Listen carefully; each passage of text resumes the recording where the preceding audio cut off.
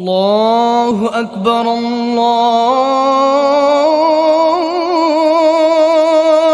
الله أكبر الله أكبر الله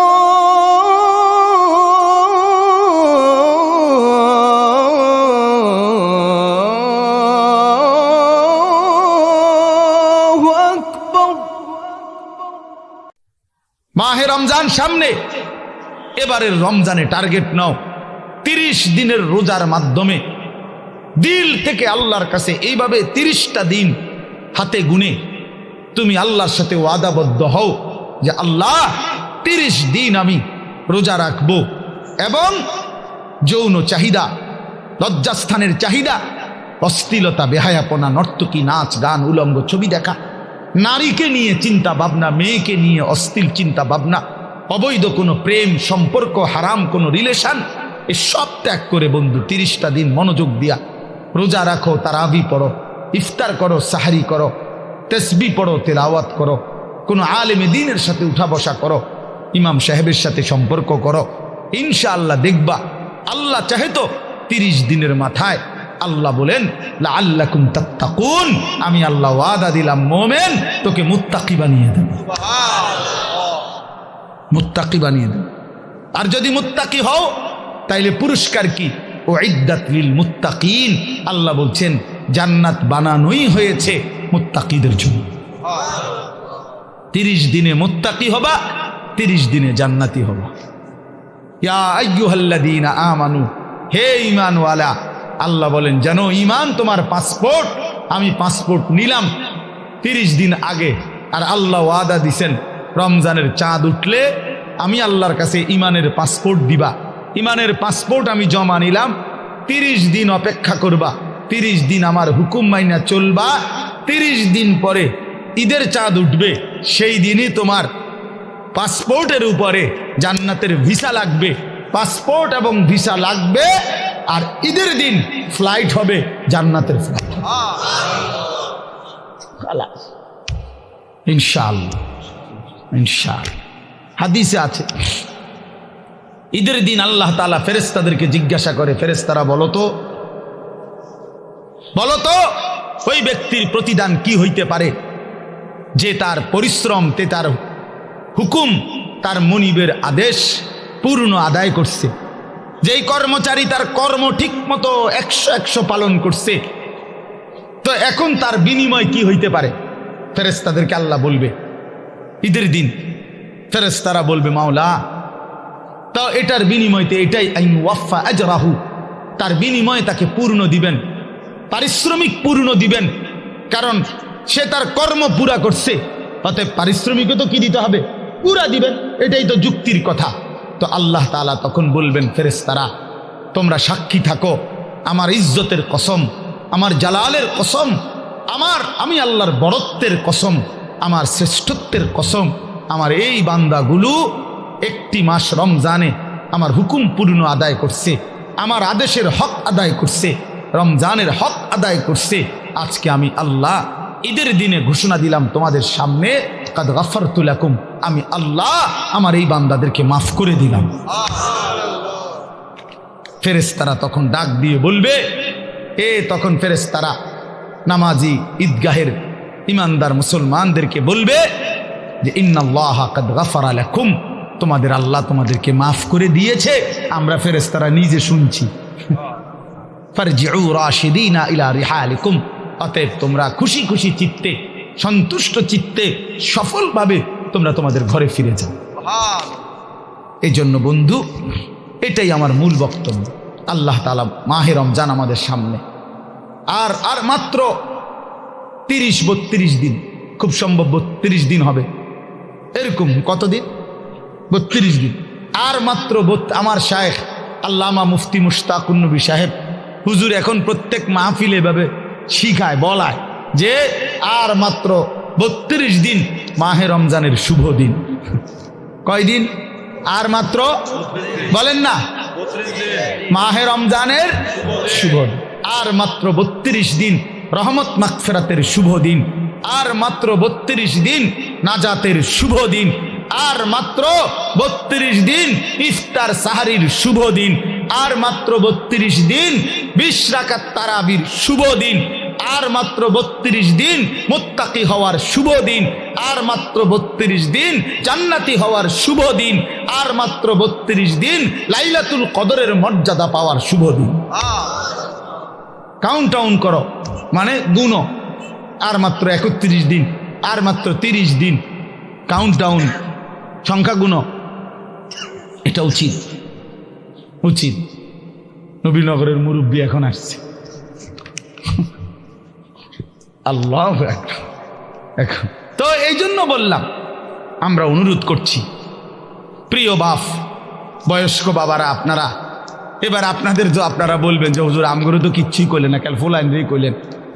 আপনাদের জন্য কথা হলো এটা বাপ, আপনাদের জন্য প্রথম জিম্মাদারি।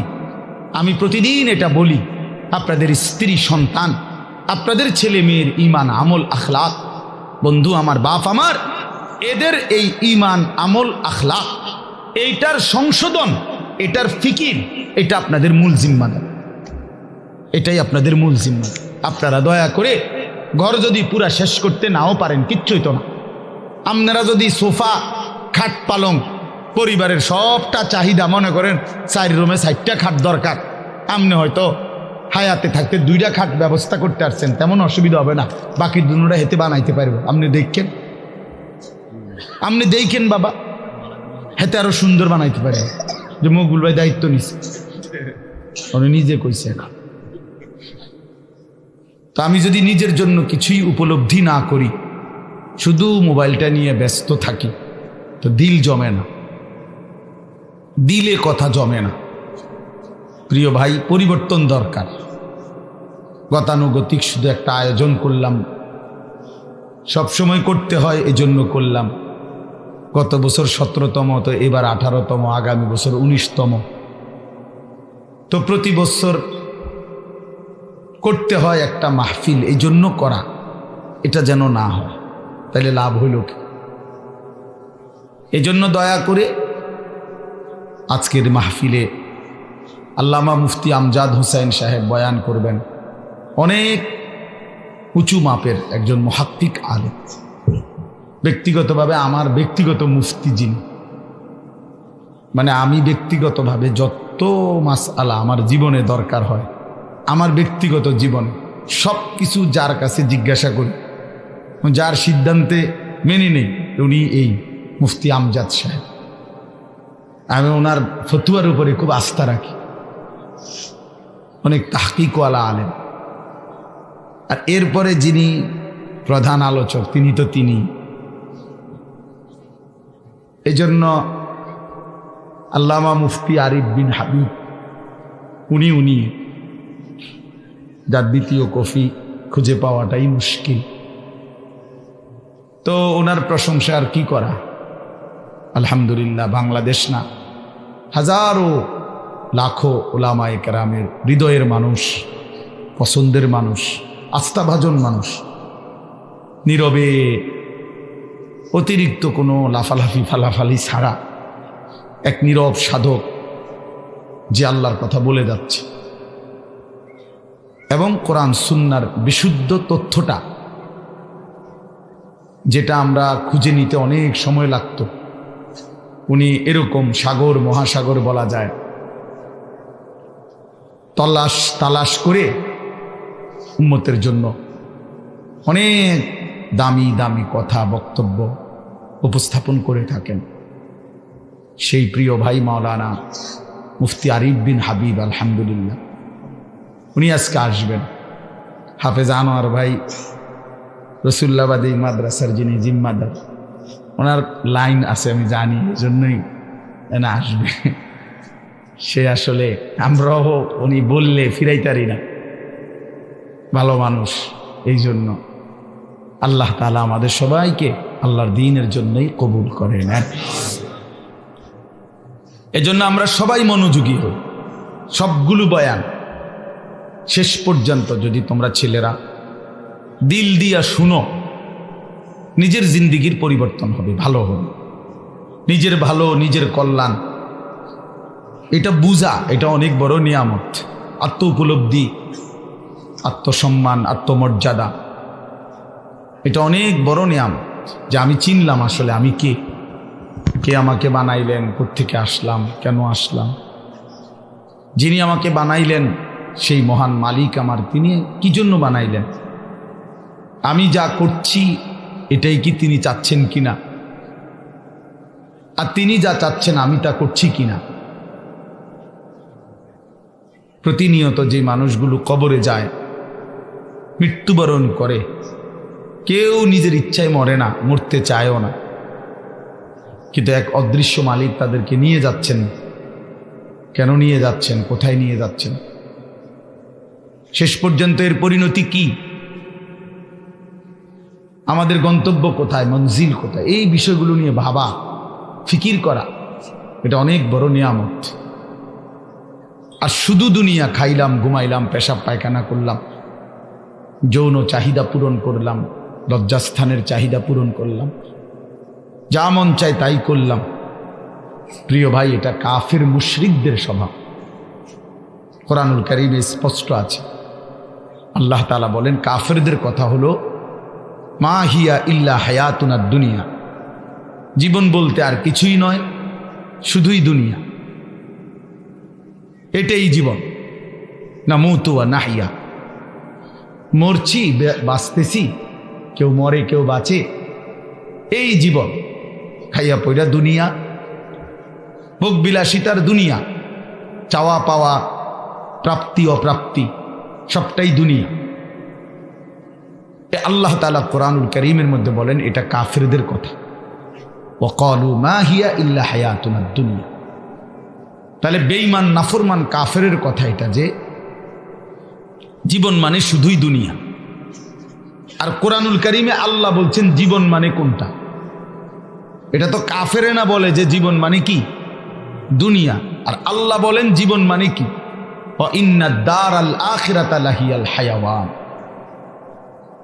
কোরআনুল কারীমে আল্লাহ স্পষ্ট বলছেন, বান্দা শোনো, নিশ্চয়ই আখিরাতই হচ্ছে জীবন, লাহিয়াল হায়াওয়ান, আখিরাতই হচ্ছে জীবন। ওমা হাদিহিল হায়াতুদ দুনিয়া ইল্লা লাহবুন ওয়া লাইব। আল্লাহ তাআলা বলেন, এটা একটু নামাইলে ভালো আছে, অপারেটর ভাই এটা একটু নামাই দেন, সামনে এটা একটু উঁচা মনে হচ্ছে, দেন, হ্যাঁ ছেড়ে দেন, হইছে। আল্লাহ তাআলা বলেন দুনিয়ার জীবন বান্দা আর কিছুই নয়, ইল্লা লাহবুন ওয়া লাইব, শুধুই তামাশা, শুধুই খেলাধুলা। তাহলে আল্লাহ বলছে দুনিয়া খেলাধুলা, দুনিয়া তামাশা। তাহলে জীবন কোথায়, আখিরাত। জীবন কোথায় বলেন, আখিরাত। আর বেঈমানের কথা হলো জীবন কি, খালাস। অতএব ইমানদার এবং বেঈমানের মধ্যে নিজেকে বুঝে নেওয়া উচিত, নিজের পরিচয় নিজেই তালাশ করে নেওয়া উচিত, আসলে আমি ইমানদারদের অন্তর্ভুক্ত না বেঈমানের অন্তর্ভুক্ত। আমার মানসিকতা দেখলে, চলাফেরা দেখলে বুঝাই যায় কে ইমানের পথে আছে আর কে কুফুরির রাস্তায় আছে, এটা আন্দাজ করা যায়, এটা বুঝাই যায়। যার যখন যা মন চায় তাই করা, আমার যা মন চায়, চুল, জামা, শার্ট, প্যান্ট, হাঁটা চলা, কথাবার্তা, রুচি, আচার আচরণ, খাবার দাবার, লেনদেন, আয় রোজগারে কোনো হালাল হারামের পার্থক্য নেই। নিজের মারেও দেখে, পরের বোনকেও দেখে, আপন বোনের দিকেও তাকায়, রাস্তার নারীর দিকেও তাকায়। তার মানে হালাল হারাম বলতে কিছু নেই। ন্যায্য বেচ্চা টাকাও নেয়, সুদের টাকাও নেয়, যা মন চায় তাই। অর্থাৎ হালাল হারাম, জায়েজ না জায়েজের, আল্লাহ রসুলের বিধিবিধানের কোনো পরোয়া যে করে না, মনের ইচ্ছা মতো যে চলে, এর উদাহরণ আল্লাহ কোরআনে দিছে। ফাতবাহু শাইতান, দুইটা আয়াতে, ওই দেখেন, দেন, মানে কিছু বেয়াদব থাকবেই। এই যে একজন, মানে কিছু ছেলে থাকবেই বেয়াদব, শেষ পর্যন্ত গাদ্দার। যে হুজুর আপনি নিষেধ করলে কিছু আমি শুনবো না, আমি কোনো সময় কারো কথা শুনি না, আজকে হঠাৎ আপনার কথা শুই না, আমি এই বেদবি করবো কেন? এখন কেমন লাগলো তুমি যে লজ্জা পাইলা? বলো বাবা, আমি কি সুন্দর করে বলছিলাম কিনা বলেন? প্রথম আমি অনেকেই নামায় ফেলছে, নামাইছে না? তা তুমি শুনলা না কেন? এখন তো সবাই দেখলো তোমার। এই জন্য এইটা একটা মানসিকতা যে আমার মনে যা চাই তাই। এবার এখানে কারো বিধিনিষেধ মানবো, আমি এমন মানুষ না। তো আল্লাহ তাআলা বলেন সূরা আরাফের মধ্যে আছে ফাআতবাআহু শাইতান, শয়তান যার পিছে লাগছে। ওয়ালাকিন্নাহু আখলাদা ইলাল আরদ, পরের আয়াতে আছে যে এই দুনিয়াটাকেই স্থায়ী মনে করে নিছে। ওয়াত্তাবাআ হাওয়াহু, আহারে আল্লাহ, ওয়াত্তাবাআ হাওয়াহু, এবং যে মনের ইচ্ছা মতো মনের চাহিদা অনুসরণ করে, তার মনে যা চায় তাই। তিনটা জিনিস, শয়তান যার পিছে লাগছে, দুনিয়াটাকেই যে স্থায়ী মনে করে নিছে, মনের ইচ্ছা মতো যে চলছে। প্রিয় বাপ, সবাইকে বলি, আমাকেও বলি, আপনাদেরকেও বলি, আল্লাহর কসম কোরআনে বলছি, এখানে সব আলেম হাফেজ আছে, আর হাফেজ এনে বসাই, হাফেজ গড়ার কারিগর। তো আল্লাহ তাআলা বলেন এই আখলাক যাদের, ফামাসালুহু কামাসালিল কালব, কোরআন শরীফের আয়াত। আল্লাহ বলেন এই লোকের উদাহরণ হলো কুত্তার মতো, কুত্তার মতো, কুত্তার মতো, কুত্তার মতো, কুত্তার মতো। এটা কুত্তার মতো। কালব অর্থ কি? ফামাসালুহু কামাসালিল কালব। আল্লাহ তাআলা বলছেন নিজের পরিচয় মিলায় নাও দোস্ত, নিজের জিন্দেগি মিলায় নাও। সারাদিনে এক ওয়াক্ত নামাজ পড়তে মন চায় নাই, আর নিজের মনে যা চাইছে তাই করলা, খালাস। নিজের পরিচয় হিসাব করে নিলে ভালো। আল্লাহ তাআলা পরিচয় দিছে ফামাসালুহু কামাসালিল কালব, তার উদাহরণ কুত্তার মতো। ইন তাহমিল আলাইহি ইয়ালহাস আও তাতরুকহু ইয়ালহাস। আল্লাহ বলেন কুত্তার স্বভাব, দৌড়ানি দিলেও জিব্বা লম্বা করে হাঁফায়, ছাইরা দিলেও জিব্বা লম্বা করে হাঁফায়। কুত্তা দাঁড়াইয়া থাকলেও জিব্বা লম্বা করে শ্বাস নেয়, এরকম করে। আর দৌড়ানি দিলেও জিব্বা লম্বা করে শ্বাস। অর্থ হইল পাইলেও জিব্বা লম্বা করে, না পাইলেও জিব্বা লম্বা করে, জিব্বা লম্বা। এই জন্য দোস্ত, আল্লাহ তাআলা স্পষ্ট পরিচয়। এরপরে যদি কারো লজ্জা না হয় তো তারে আর কি করব? এরপরে যদি কারো বিবেক না থাকে যে আরে যা বেটা, আমার কুত্তা কক, শুয়োর কক, আমার বেডি আমি সামু, আমি মোবাইলে সামু চাই, আবার কিটাক মানুষ কক না গরু নালে ছাগল, আমি নারী দেখবই, আমি ছবি দেখবই, আমি অশ্লীল দৃশ্য দেখবই, আমি সেজদা দেব না। আরও যদি আমারে যদি কুত্তার তুনু নিচে নামায় দেও, আমি নিলাম না, আমার গায়ে লাগাইলাম না, আমি আমার মতো চলবই। তো ঠিক আছে ভাইয়া, ঠিক আছে। লাস্তা আলাইহিম বিমুসাইতির। আল্লাহ বলছে নবী, আপনি কারো উপরে বল প্রয়োগকারী না যে তারে যাইটা দইরা নলে তোরে কল্লা হালাই দেবো তুই যদি নামাজ না পড়স, এমন এমন জিম্মাদার আপনি না। কথা বুঝেন নাই? সর্বোচ্চ বলা, সর্বোচ্চ পৌঁছিয়ে দেওয়া। ইন উরিদু ইল্লাল ইসলাহা মাসতাতাতু। আল্লাহ বলছে নবীরা বলতেন, হে আমার জাতি, তোমাদের সংশোধন চাই, আমার সাধ্যে যেটুকু আছে এটুকু দিই। মাসতাতাতু অর্থ হলো আমার সাধ্য মতো, আমি যেদূর পারছি এদূর, আমি যেদূর বলার সুযোগ পাইছি এদূর, যেদূর চেষ্টা করছি বুঝাইতে এদ্দুর, এরপরে আর কিছু করার নাই। তুমি যদি নিজেই নিজেকে বরবাদ করে দাও, ঠিক আছে, ঠিক আছে ভাইয়া, চলো, অসুবিধা কি? কারো দিনই থামে না, কারো রাতই আটকায় না, কেউ কারোর জন্য দুনিয়ায় থামে না। আমার মৃত্যু তোমার লেগে আটকাইবে না, তোমার মৃত্যু আমার জন্য আটকাবে না, কারো জন্য আটকাবে না। প্রত্যেকেই একদিন আপন গন্তব্যে, আপন কবরে ফিরেই যাবে। আর কেউ না মরলেও আমি মরে যাব, আমি না মরলেও তুমি মরে যাবে, মানে কেউ কারো জন্য আটকাবে না। এই জন্য দোস্ত, এটা কোরআন থেকে বললাম। আল্লাহ তাআলা বলেন, আরাআইতা মান ইত্তাখাযা ইলাহাহু হাওয়াহু আফা আনতা তাকুনু আলাইহি ওয়াকিলা আম তাহসাবু আন্না আকসারাহুম ইয়াসমাউনা আও ইয়াকিলুন ইনহুম ইল্লা কাল আনআমি বাল হুম আযাল্লু সাবিলা।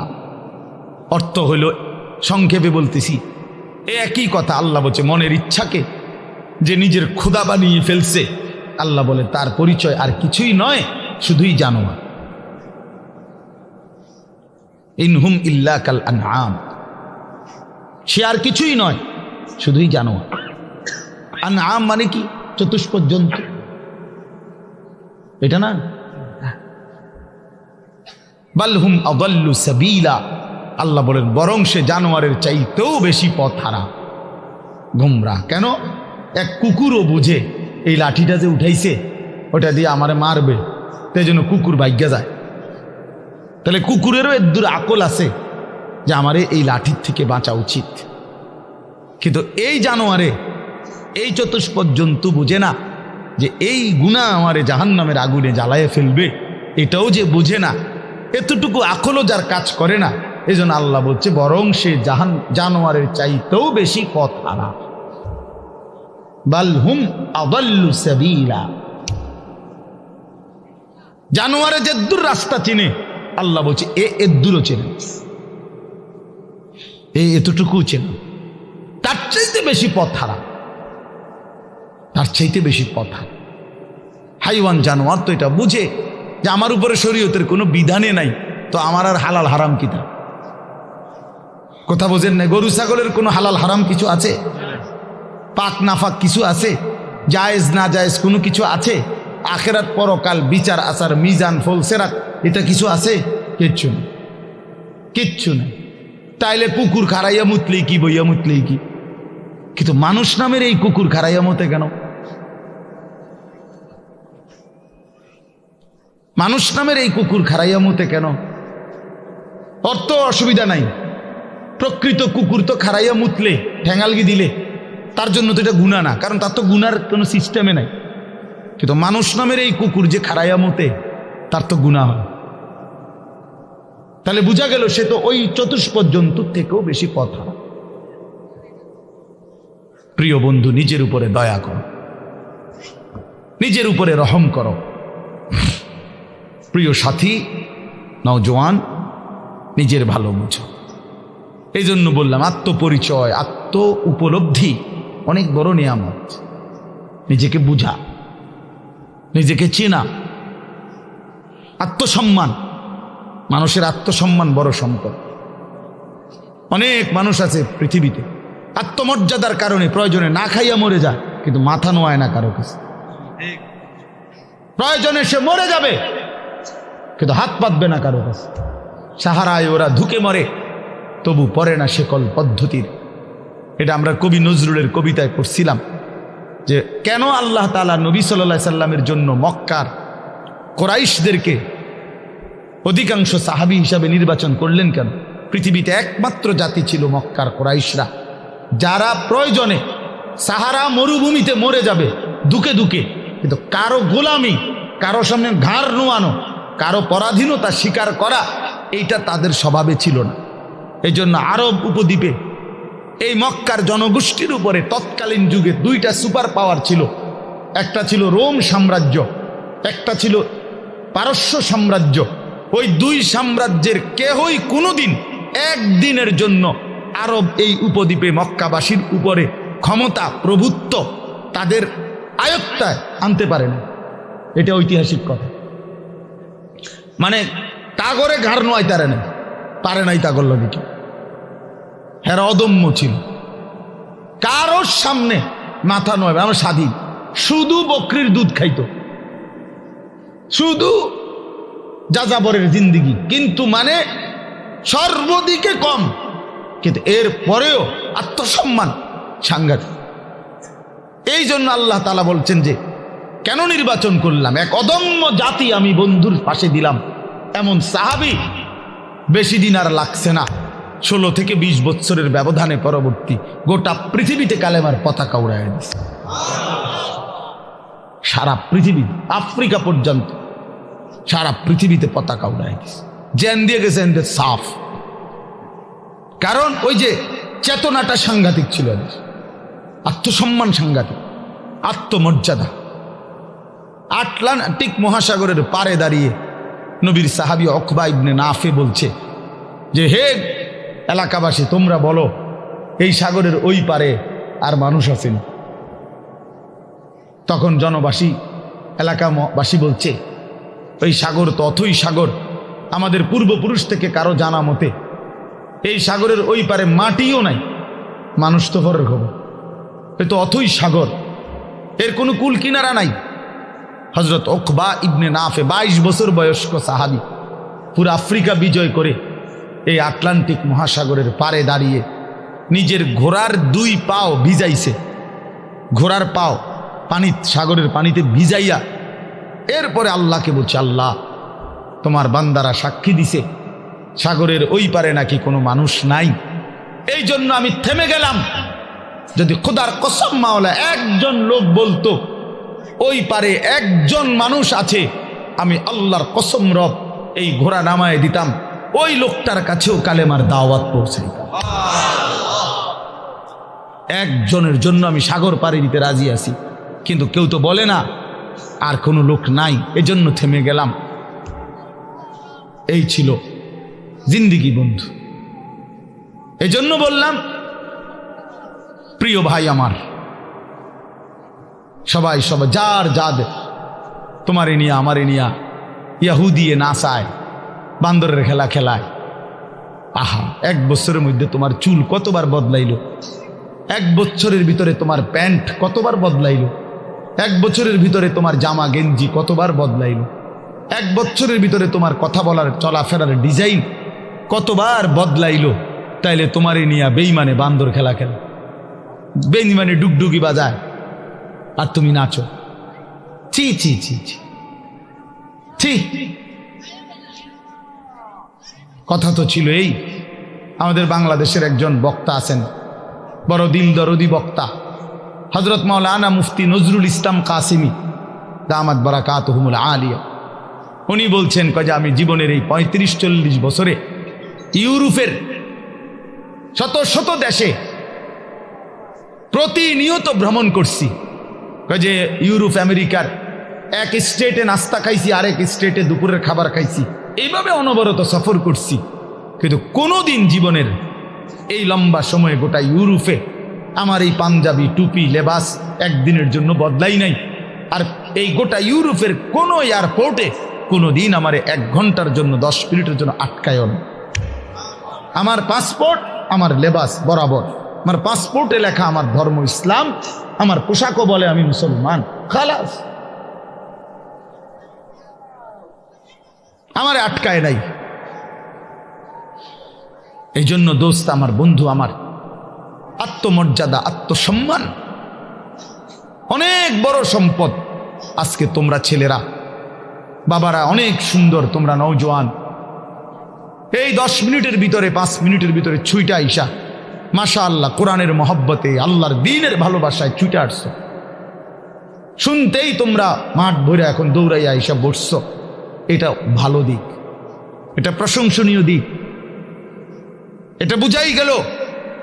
তোমরা যেই মনে করো আমি আসছি তো আসছো, কিন্তু বাকি এটা তো জানো যে আমরা তো আল্লাহর কথাই বলি, অন্য তো কোনো কারণ নাই, এখানে কোনো ত্রাণও নাই, রিলিফও নাই, এখানে অন্য কোনো টাকা পয়সা বিলি নাই, বন্টন নাই, শুধুই আল্লাহর কোরআনের কথা বলা হবে, এটাই মাকসাদ। তো এইটাই শুনতে আসছো, মহব্বত করেই ছুটে আসছো, ভালোবাসা নিয়েই বসছো। আমি তোমাদেরকে জন্য অনুরোধ করি প্রিয় ভাই, আরেকটু আল্লাহর জন্য আগাও। দ্বীনের জন্য আরেকটু আগাও, ইসলামের জন্য আরেকটু আগাও। তোমার কলিজায় যেহেতু বুঝেই আসছে ইসলাম সত্য, কোরআন সত্য, আল্লাহ সত্য, রসুল সত্য, আমি মুসলমান, এটা যেহেতু গৌরব তোমার, এটাই যেহেতু ইজ্জত। প্রিয় বন্ধু, তুমি যদি আল্লাহর কথা মানার ক্ষেত্রে, দ্বীন মানার ক্ষেত্রে, নামাজ পড়ার ক্ষেত্রে, আল্লাহকে রাজি খুশি করার ক্ষেত্রে আরেকটু যদি হিম্মত করে আগে বাড়তে পারো, খোদার কসম ইনশাআল্লাহ আগামীর ইসলামের পতাকা তোমাদের হাতেই উড়বে ইনশাআল্লাহ।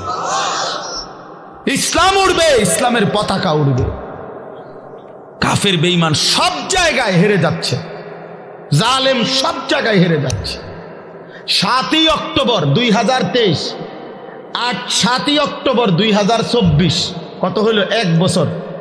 নভেম্বর, ডিসেম্বর, জানুয়ারি, আরো 3 মাস, কত হলো? 15 মাস।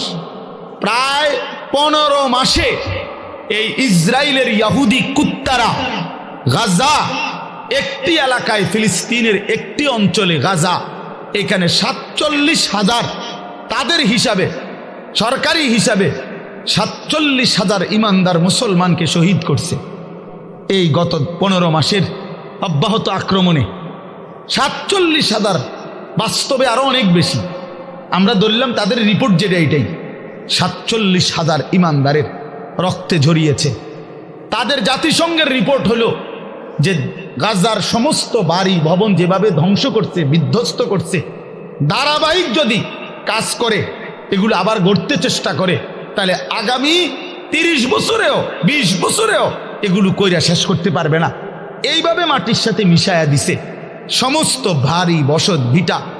লাখ লাখ মুসলমানের সন্তান রাস্তার পথের ফকির হয়ে গেছে, এতিম বাচ্চার মা নাই, বাবা নাই, স্ত্রীর স্বামী নাই, স্বামীর সন্তান নাই, পুরুষের। এইভাবে বিধ্বস্ত করছে 15 মাসের মধ্যে। বন্ধু, পৃথিবীর সমস্ত সুপার পাওয়ার, গোটা ইউরোপ এই ইসরায়েলের কুত্তাদেরকে অস্ত্র দিছে এবং সমর্থন দিছে।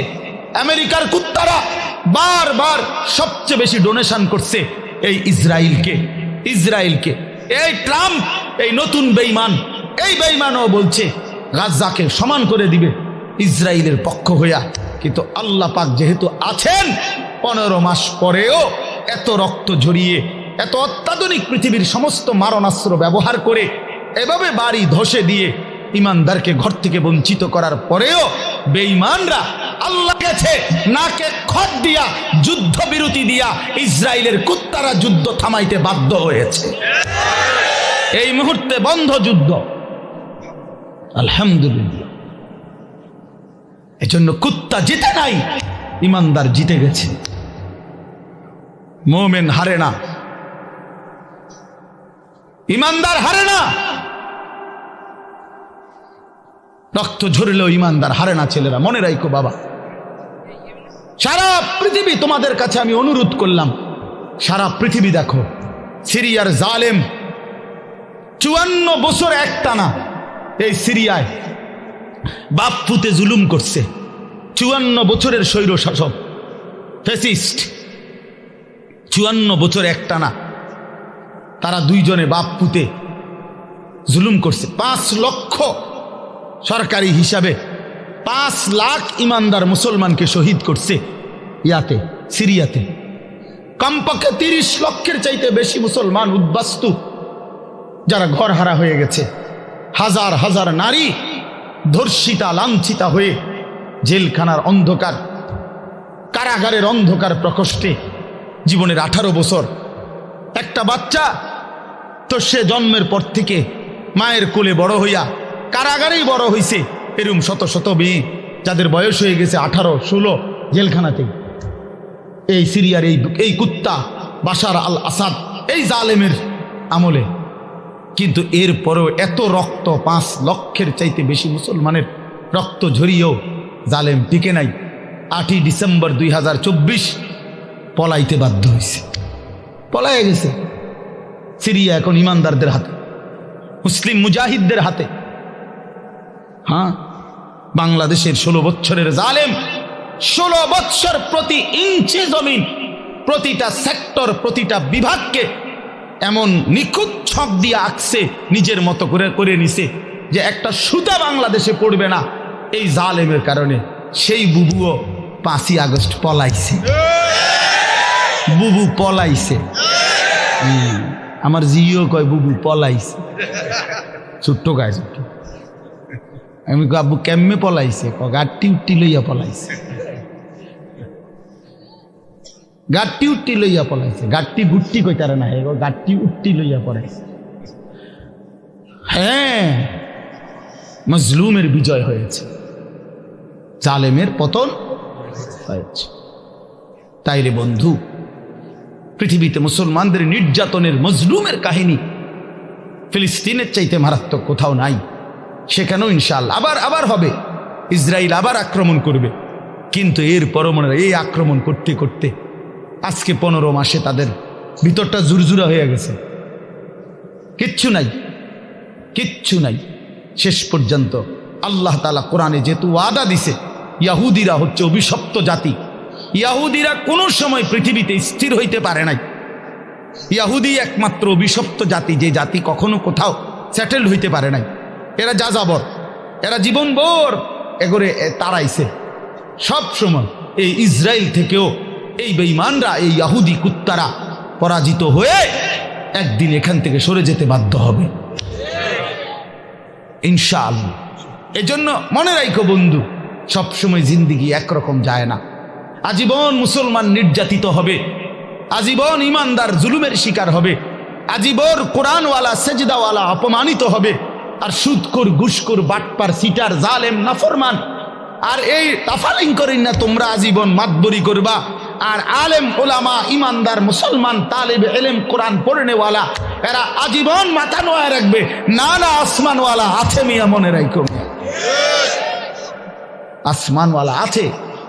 এত খামখেয়ালি মনে করো না, এত খামখেয়ালি মনে করো না, খামখেয়ালি মনে করো। বাংলাদেশের পরিবেশ এই মুহূর্তে কি? বাংলাদেশের পরিবেশটাও যদি কেউ দেখে, আলহামদুলিল্লাহ, একটা দিন মজুর কুলি, ঠেলাওয়ালা, কুলিওয়ালা, মাড়ি গাড়ে, এরকম দিন মজুরেরও স্বপ্ন কলিজায় আমার সন্তান হাফেজে কোরআন হবে। সমাজের সবচেয়ে উচ্চ পদস্থ ব্যক্তি, যে কোটি কোটি টাকার মালিক, হাজার কোটি টাকার মালিক, সেও স্বপ্ন দেখে আমার ছেলেটা হাফেজে কোরআন হবে। বারবার, একবার না, দুইবার না, সারা পৃথিবীর বুকে বাংলাদেশ যদি আজকের পৃথিবীতে পরীক্ষা জরিপ নেয় যে একটি মাত্র বিষয়ে বাংলাদেশের বারবার ফার্স্ট হইছে সারা বিশ্বে, এটা একটাই মাত্র বিষয় যেখানে প্রত্যেকবারে বাংলাদেশ বিশ্ব চ্যাম্পিয়ন, বিশ্বে প্রথম 70 দেশে, 90 দেশে, 110 দেশে, সেটা কোরআনুল কারীমের হেফজে কোরআনের মাধ্যমে। আমার দেশের হাফেজে কোরআন যাদের মাতৃভাষা আরবি, আহলে লিসান আরব, আরব সেই আরবের অসংখ্য দেশকে পিছে ফেলে বারবার অনারবি, আরবি যার মাতৃভাষা না, এমন সন্তান বাংলাদেশের বারবার কোরআনুল কারীমের হিফজ প্রতিযোগিতায় ফার্স্ট হচ্ছে।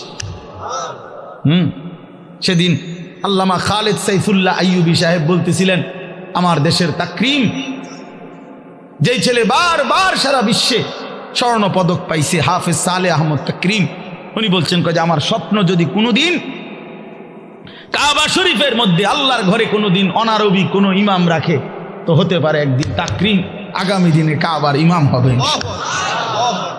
আর এটা আল্লাহর জন্য অসম্ভব, আল্লাহর জন্য অসম্ভব, এটা সম্ভব। ওমা যালিকা আলাল্লাহি বিআজিজ, আল্লাহর জন্য অসম্ভব না বন্ধু, ইনশাআল্লাহ। দেখো আব্দুল মালিক হাফিজাহুল্লাহ, হযরত মাওলানা আব্দুল মালিক, ওনার আব্বা বলতো, আমাকে কুমিল্লার লাকসামের মানুষ, জাতীয় মসজিদ বাইতুল মোকাররমের এখন যিনি খতিব, পৃথিবীর এমন কোনো আরব দেশ নাই যেই দেশের ওলামায়ে কেরাম ওনারে চিনে না। বাংলাদেশে তিনি যদি পরিচিত হয় 10%, আরব বিশ্বে তিনি পরিচিত 90%। পৃথিবীর আরব দেশের বহু ইউনিভার্সিটিতে এই হজরত আমার দেশের বাইতুল মোকাররমের খতিব যিনি বর্তমান, ওনার কিতাব, আরবি লিখিত বই, কিতাব পৃথিবীর আরব দেশের ইউনিভার্সিটির সিলেবাস ভুক্ত, আল্লাহর কসম। আল মাদখাল উসুলে হাদিসের এক কিতাব সারা পৃথিবী পড়ে, এত সুন্দর, এত জামে, মানে উসুল হাদিসের কিতাব আর পৃথিবীতে নাই। মানে হাদিসের বিষয়ের যত নিয়ম কানুন, হাদিস শাস্ত্রের, এটার উপরে ওনার লিখিত কিতাব, অনেক কিতাব, অনেক কিতাব। আমি বলতেছিলাম ওনার আব্বা হযরত মাওলানা শামসুল হক রাহমাতুল্লাহি আলাইহি, ওনার বাবা আজীবন যেই মাদ্রাসায় মুহতামিম ছিলেন, আমি ওই মাদ্রাসায় মাহফিল করছি, বয়ান করছি, তো ওইখানে গিয়ে শুনছি ওই বাবা একটা ঘরও দেখছি, ওনার পুরান একটা টিনের ঘর। তো ওনার আব্বা বলতেন সবসময়, আব্দুল মালিক তোরে লইয়া আমার বেশি চিন্তা, তারে দিয়া কি হইব, তারে দিয়া কিতে হইব, মানে তে কেমনে চলবো ভবিষ্যতে। ওনার আব্বাই বলে বেশি কি করছে, চিন্তা করছে। আব্দুল মালিক এখন জাতীয় মসজিদের খতিব।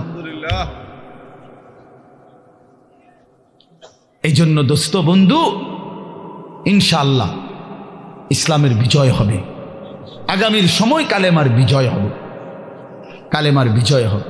এই জন্য দোস্ত বন্ধু, নওজোয়ান কিশোর, নষ্ট হইও না, চরিত্রহীন হইও না। এত সহজে এত অল্প বয়সে 16 বছরে চরিত্র এভাবে নষ্ট করে দিলা, মাত্র 18 বছর বয়সে এত নারী দেখে ফেললা, মাত্র 18 বছরে এত উলঙ্গ ছবি দেখে ফেললা, বাকি জীবন কি করবা বাবা? হ্যাঁ, মাত্র 18 বছর বয়সে এত জিনা ব্যভিচার দেখে লাইলা, ছি ছি ছি, বাকি সময় কি করবা বাপ? বাকি সময় কেমনে চলবা আব্বা বলো?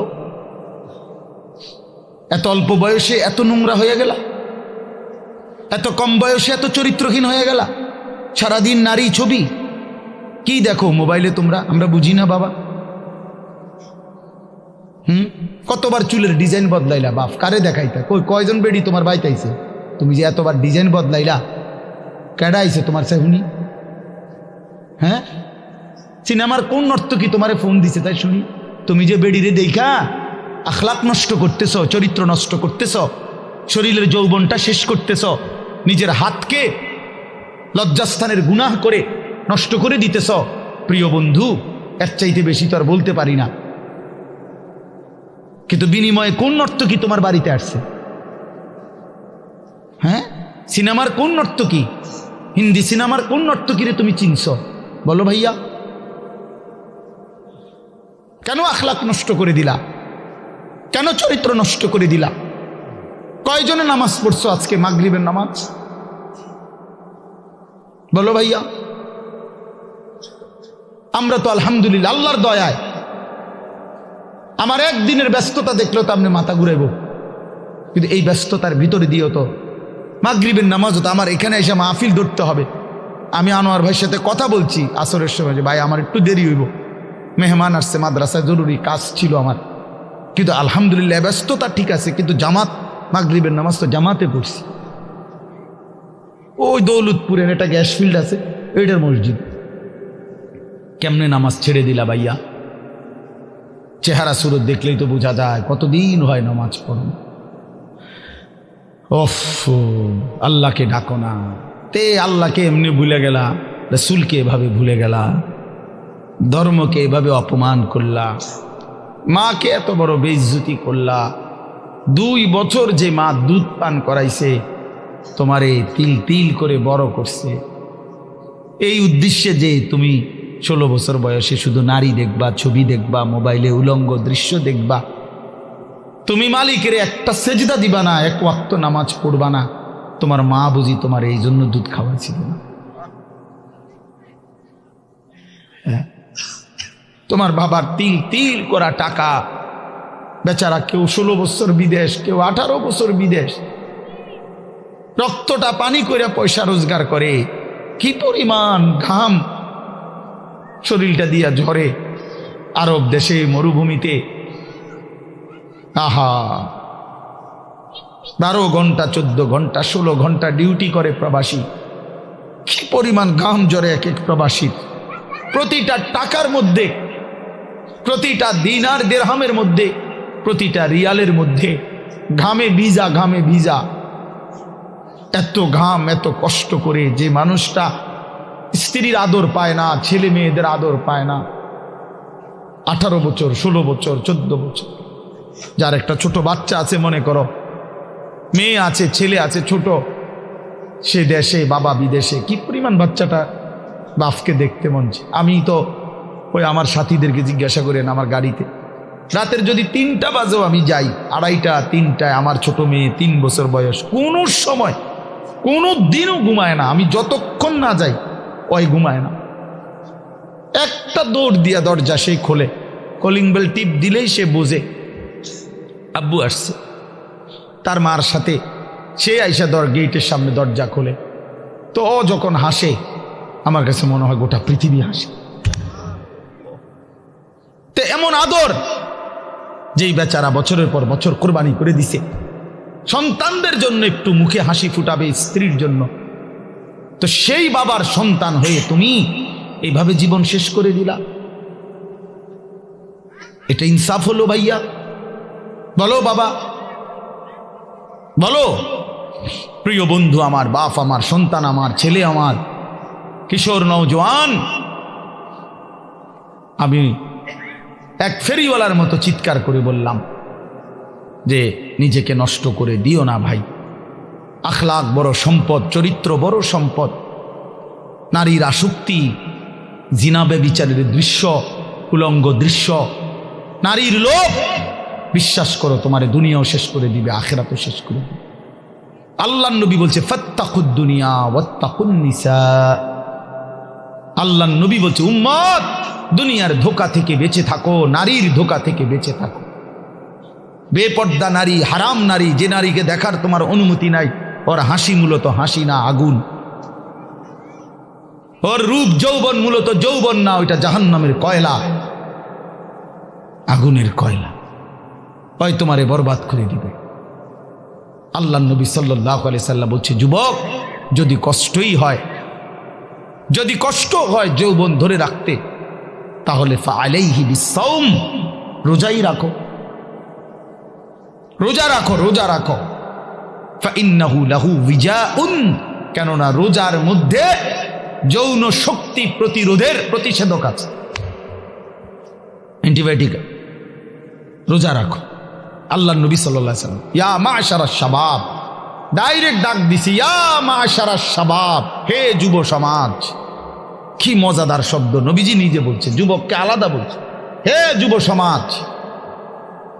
মান ইসতাতাআ মিনকুমুল বাআতা ফালিয়াতাযাওয়াজ,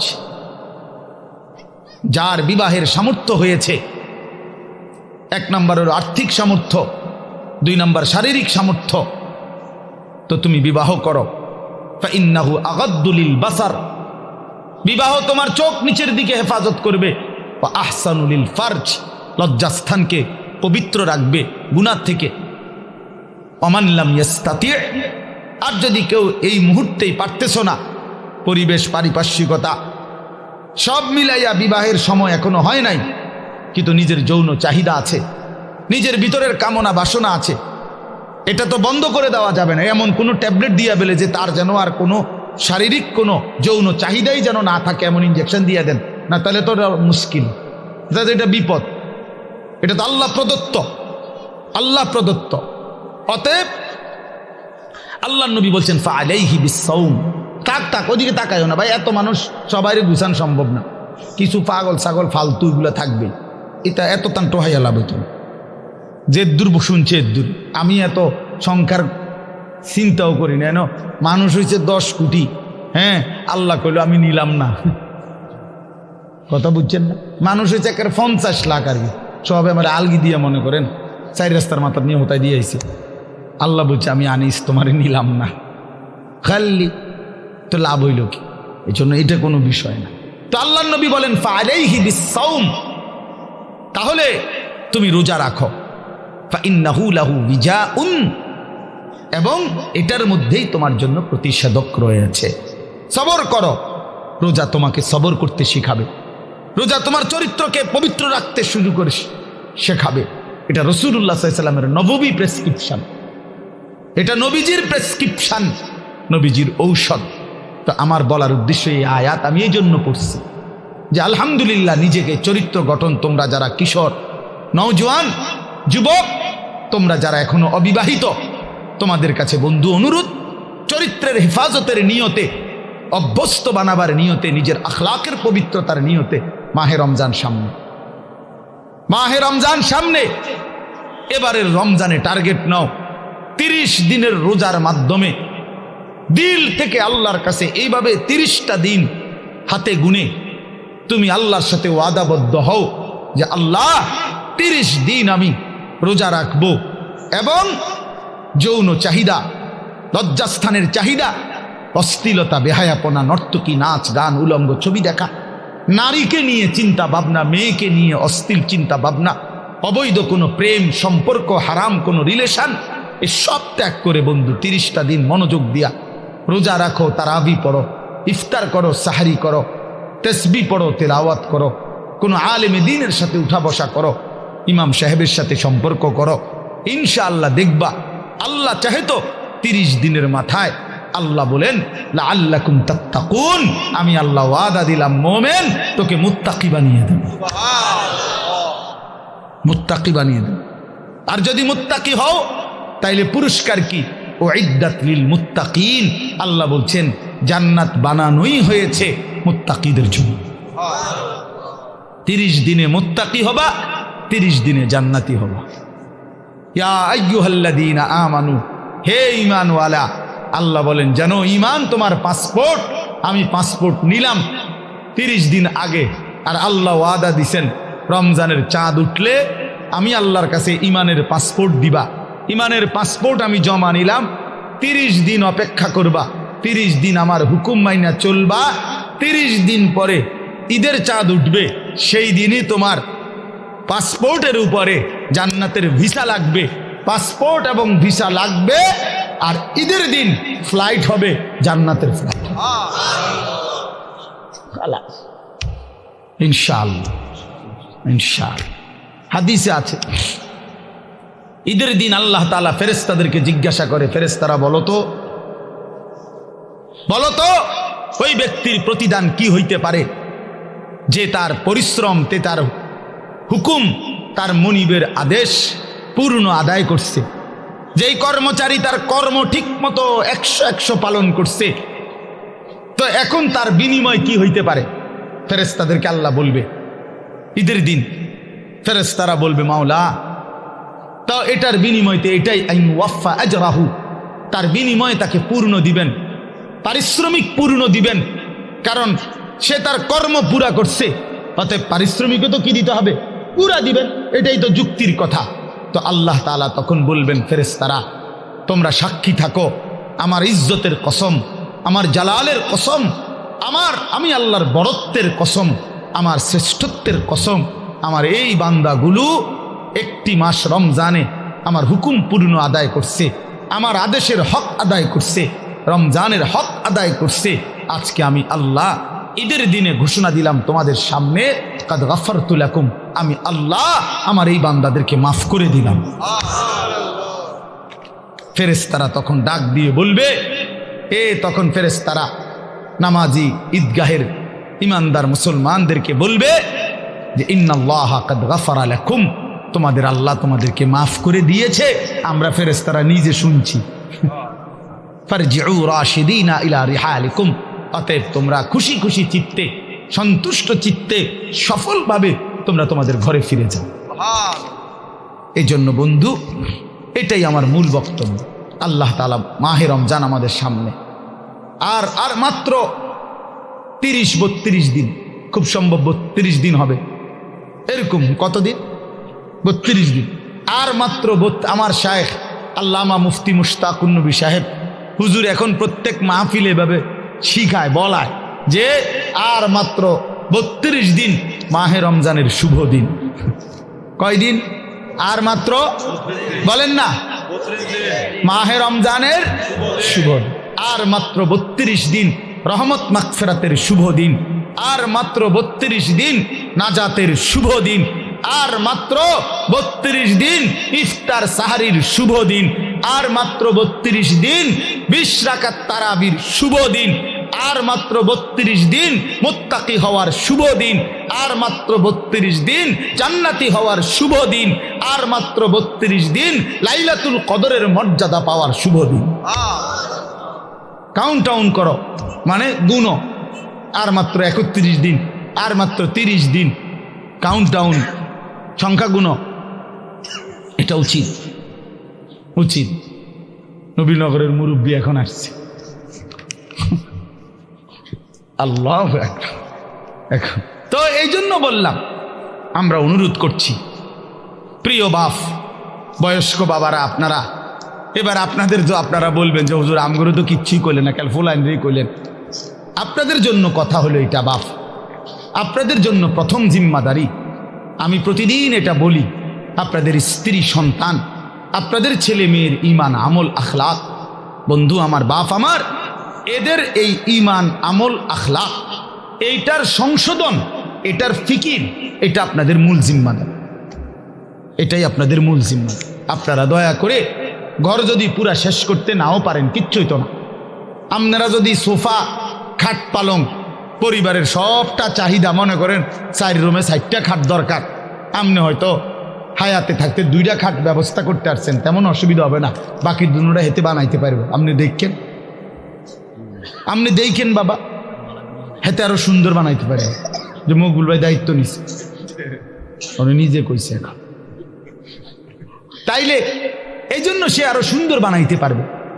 আপনি অপেক্ষা করেন, আপনি সাদ্দা না দিতে পারলো সে দিবে। অতএব শুধু দুনিয়া মিলাইবার জন্য আপনারা বাবারা, বয়স্ক বাবারা, অভিভাবক যারা, ছেলের বাপ, মেয়ের বাপ, স্ত্রীর স্বামী, দয়া করে বাপ, আপনারা গহনা অলংকার, আসবাবপত্র, খাট, পালং, সোফা, ফার্নিচারের জন্যই আপনারা আপনাদের এই সময় হায়াত শেষ করেন না, বরং সংসারের পবিত্র দায়িত্ব, স্ত্রী সন্তানের মূল দায়িত্ব হলো আপনার উপরে, তাদের ব্যাপারে আল্লাহর কসম, তাদের ইবাদত, তাদের ঈমান, তাদের আমল, তাদের আখলাক আপনার বিবেক দিয়ে ভাবা উচিত। আমার ছেলেটা 16 বছর কোনো দিন ফজরের নামাজ পড়ে না, আমি কেমন বাপ, আমার ছেলেটা কেমন ছেলে। আমার মেয়েটা কোনো দিন পর্দা করে না, আমি কেমন মা, আর আমার ছেলে, মেয়েটা কেমন মেয়ে। বলেন, আমার ছেলে সারা রাত সারা দিন মোবাইলের উপরে পড়ে থাকে, বন্ধুদের আড্ডা, আহা কত ছেলে আছে তাদের বাপ কদুর সুকি দিও উকি দিও ফোলাগারে দেখেন। এই সোরে এমন সোর, এমন ডাকাত, এই ডাকাতের সবচেয়ে বড় শত্রু তার বাপ। এই ডাকাইতে শুধু সুরের মতো আইসা ভাত খাইয়া যায়, সর্বোচ্চ চেষ্টা করে বাপে যেন না দেখে, বাপে যেন না দেখে, কোন রকমে চুরি করিয়া ঘরে ঢুইকা বাটটা খাইয়ে আবার বাইর হয়ে যায়, আবার মোবাইল নিয়া বন্ধুদের আড্ডায়, আহা, কারণ সে জানে, সে শত্রু মনে করে তাকে, যে তাকে কিছু নিষেধ করে অশ্লীলতা গুনার থেকে, যে কাছে তাকে কিছু রাগঢাক করব, কিছু ধমক দিব, এই জন্য সে, যে তাকে উপকার করতে চায় সে তাকে দুশ্মন মনে করে। আর যে বন্ধু তারে একটার পর একটা অশ্লীলতা, নারী, ছবি, বেহায়াপনার মধ্যে লাগাইয়া রাখে, সে তাকেই কেবল বন্ধু মনে করে, ও ফ্রেন্ড, আর বাবা দুশ্মন। ওই হলো বন্ধু। বন্ধু হলো সে, যে আমার নিজের এমবি শেষ হয়ে গেলেও যে বন্ধু নিজের এমবি দিয়া, নিজের মোবাইল দিয়ে আমার উলঙ্গ ছবি দেখতে হয় দেয়, সেই তো বন্ধু, সেই তো বন্ধু। বন্ধু তো সে, যে আমি মদের আড্ডা চিনতাম না, আমার প্রিয় বন্ধু আজকে আমাকে নেশার জগতে, অন্ধকার জগতে আমারে ঢুকায় দিছে, সেই তো বন্ধু। সেই তো বন্ধু, যে আমি নারী চিনতাম না, কোনো মেয়ের সাথে আমার সম্পর্ক প্রথমে ছিল না, আমার বন্ধু নামের ইবলিস, আমার বন্ধু নামের শয়তান আমার একটা নারীর সাথে সম্পর্ক করে দিছে, একটা মেয়ের সাথে পরিচয় করায় দিছে। আহা, আল্লাহ রসুল সাল্লাল্লাহু আলাইহি ওয়াসাল্লাম বলছে কিয়ামতের আলামত অনেকগুলোর মধ্যে 4টা আলামত, এরকম নবী বলছে, আতা আর রাজুলু ইমরাআতাহু আক্কা উম্মাহু আদনা সাদিকাহু আকসা আবাহু। নবীজি বলছেন এই 4টাও কিয়ামতের আলামত। একটা হলো ব্যক্তি তার বউয়ের গোলামি করবে, মার নাফরমানি করবে, বাবাকে দূরে সরায় দিবে, বন্ধুকে আপন করে নিবে। এই 4। স্ত্রীর গোলামি করবে, বেডি যেটা কই দেয়, বেডি কবে সান, এটা সাঁদে দুপুরে, মনে করেন দুপুরে যদি বউয়ে কয় কি সুন্দর চাঁদ উঠছে, আসলে তো চাঁদ এত সুন্দর হয়, তুমি না বললে তো খেয়াল করতাম। বোঝেন না মুখ ভাই, কয়টা দুপুর 12টায় চাঁদ। আরে বলো কি তুমি না বললে তো ভাবতেই পারতাম না যে চাঁদ এত সুন্দর হয়। কিন্তু এই কথাটা তো বলা উচিত, বেড়ি রে কি গো বেড়ি কি কইলা তুমি, দুপুর 12টা বাজে বুঝি ছাঁদ ওঠে না? ও বলছে, ওয়াইফ বলছে এইটাই চাঁদ, এটা সূর্য, এটা মানুষের কাছে সূর্য লাগলো, এটা আমার ওয়াইফে যেহেতু বলছে চাঁদ, এটা চাঁদ। এরকম অসভ্য এমন গোলাম, নারীর গোলাম, নারীর চাকর, স্ত্রীর চাকর, মাকে জুলুম করে আখ্যা উম্মাহ। আল্লাহ নবী সাল্লাল্লাহু আলাইহি সাল্লাম হচ্ছে 3টা গুনাহ, সবচেয়ে বড় গুনাহ একটা হলো আল ইশরাকু বিল্লাহ, আল্লাহর সাথে শিরিক করা। 2 নম্বর হলো উকুকুল ওয়ালিদাইন, মা বাবার নাফরমানি করা। 3 নম্বর হলো শাহাদাতুজ জুর আও ক্বালা কাউলুজ জুর, মিথ্যা সাক্ষ্য দেওয়া অথবা মিথ্যা কথা বলা। নবীজি বলছে, একটা হাদিসে বলছে এই 3টা হলো আকবারুল কাবায়ের, সবচেয়ে বড় কবিরা গুনাহ। মাকে কষ্ট দেয়। আমাদের বাংলাদেশের একজন বুজুর্গ আছেন, আমাদের আদিব সাহেব হুজুর আল্লামা আবু তাহের মিসবাহ, এই হুজুরের একটা লেখা আছে, মাকে রাজি করো, দুনিয়া আখেরাতের কোথাও আটকাবে না। মাকে খুশি রাখো, মাকে খুশি রাখো, মায়ের মুখে হাসি ফুটাও, তোমার জান্নাতের দুয়ার খুলে যাবে। বাবার মুখে হাসি ফুটাও, তোমার জান্নাতের দুয়ার খুলে যাবে। এই জন্য আমি অনুরোধ করছি, শেষ আজকে নওজোয়ান কিশোর তরুণ বাবারা, বয়স্ক বাবা, আপনাদেরকে বললাম, আপনাদের ছেলে মেয়ে স্ত্রীর নামাজের ফিকির করেন, রোজার ফিকির করেন, রোজার ফিকির করেন। আল্লাহ তাআলা বলছে ওয়া'মুর আহলাকা বিসসালাহ, আপনি পরিবারের সদস্যদেরকে নামাজের আদেশ করুন, এই জন্য আল্লাহর আদেশ। এই জন্য আজকে মাহে রমজানকে সামনে রেখে জীবন পরিবর্তনের একটা সিদ্ধান্ত নওজোয়ান তোমরা নিতে পারো কিনা বলো, বলো বাবা, কিশোররা বলো, নওজোয়ান তোমরা বলো, নওজোয়ান তোমরা বলো। আমার একটা অনুরোধ, হাত নামাও। আমার একটা অনুরোধ হইল, এখানে যাদের বয়স 30-এর উপরে, আপনারা বাদে, আপনারা যেমনে আছেন এমনি বসবেন। 30-এর ঊর্ধ্বের বয়স যাদের, এরা উঠেন না। বাকিরা 30-এর নিচে যাদের বয়স, তোমরা দাঁড়ায় বলো, দাঁড়াও,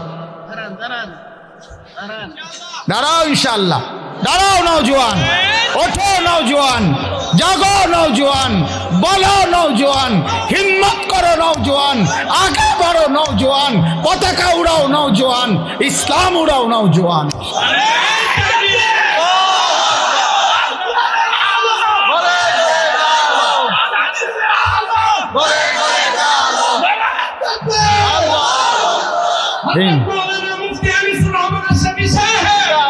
মাশাআল্লাহ, ঠিক আছে, ইনশাআল্লাহ নামাজ পড়ো বাপ, আল্লাহকে রাজি করো, দ্বীনকে মানো, ইনশাআল্লাহ তোমার হাতে ইসলামের পতাকা উঠবে, ইনশাআল্লাহ কালেমার পতাকা উঠবে।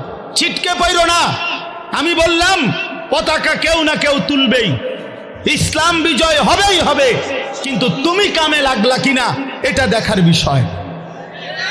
আবারও বলছি, প্রয়োজনের মুহূর্তে যদি দল থেকে ছিটকে পড়ো, ইমানের পতাকা যদি তুমি ধরতে না পারো, মাহাদির পতাকা যদি তুমি ছুঁইতে না পারো, দাজ্জালের বিরুদ্ধে যদি সিনা টান করে দাঁড়াইতে না পারো, একদিন তোমার মৃত্যু হবে বেঈমানের মৃত্যু, কুকুর বিড়ালের মৃত্যু, জন্তু জানোয়ারের মৃত্যু হবে, মনে রাখো। নারী তোমারে একদিন জাহান্নামে নেবে, অশ্লীল ছবি তোমারে জাহান্নামে ফেলে দিবে, দুনিয়াতেও ঘৃণিত হবে, লাঞ্ছিত হবে, লাঞ্ছিত হবে। এই জন্য দয়া করে চরিত্রহীন হইও না, আখলাক নষ্ট করো না। মাহে রমজান আমাদের কিশোর তরুণ নওজোয়ান এদের পরিবর্তনের জন্য হাতিয়ার হোক, আমি এই দোয়া করি, এই কবুল করি। আল্লাহ তাআলা আমাদের সব নেক তামান্না কবুল করেন। আজকের এই মাহফিল আল্লাহ তাআলা ভরপুর বরকত দান করেন। এশার নামাজের পরে আবার যথারীতি ওলামায়ে কেরাম বয়ান করবে, প্রিয় ভাই সবাই আবার বয়ান শুনবে, এবং আল্লামা মুফতি আমজাদ হুসাইন সাহেব, আল্লামা মুফতি আরিফ বিন হাবিব সাহেব, আমাদের এই 2 জন বুজুর্গ আলেমদের বয়ান শুনে দোয়া মুনাজাত করে যাওয়ার চেষ্টা করব। আর একটা বিনীত অনুরোধ, হাত জোর করা অনুরোধ, আমি অনেক দূরে যাইতে হবে, আমার ওই সিএনজি থেকে আবার গাড়ি, আমারে দয়া করে যদি সাফাসাফি না করো মুসাফর, আমার খুশি হল। এটা আমি অনুরোধ করলাম, ভাইয়া আমারে জায়গা করে দিও, আমারে কেউ ধাক্কাইও না, অনুরোধ, মুসাফা করার দরকার নেই। আমি এমনি দোয়া করি, আল্লাহ তোমাদের সবাইরে ভালো করো। প্রিয় ভাই আমারে কষ্ট দিও না, অনুরোধ করলাম।